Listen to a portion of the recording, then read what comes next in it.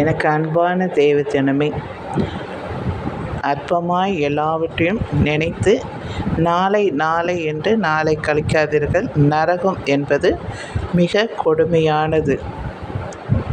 அதனால் இன்றே உங்கள் பாவங்களை உணர்ந்து பாவ மன்னிப்பின் நிச்சயத்தை பெற்றுக்கொள்ளுங்கள்.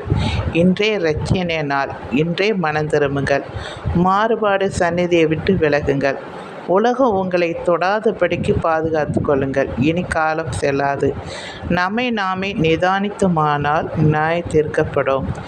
ஒரு மனிதனின் பாவமே நரகத்துக்கு கொண்டு போகும். மன்னிக்கப்பட்டவன் நீதிமானாய் மாறுகிறான்.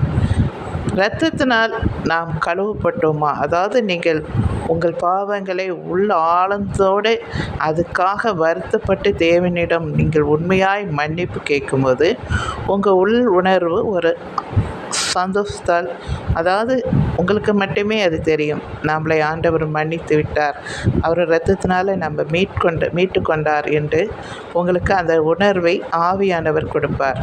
அப்போது நீங்கள் மன்னிக்கப்பட்டீர்கள் என்று அர்த்தம்.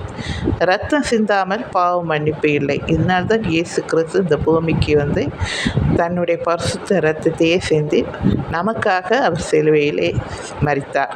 அவர் இரத்தத்தினாலே நாம் சுத்திகரிக்கப்படுகிறோம். இதை நீங்கள் விசுவாசிங்கள். தேவனால் பிறந்தவன் பாவம் செய்யான். நாம் தேவனால் பிறக்கும் போது மறுபடியும் பாவம் செய்ய மாட்டோம். ஒரு மனுஷி செய்த பாவத்தின் விளைவுனால தான் 600 ஆண்டுகள் போய்விட்டன. அதாவது ஆதாம் ஏவாள் நிமித்தமாக 600 ஆண்டு வேஸ்ட் ஆகிவிட்டது. அப்பொழுதே ஒரு அருமையான பரலோகத்தை நாம் இழந்துவிட்டோம்.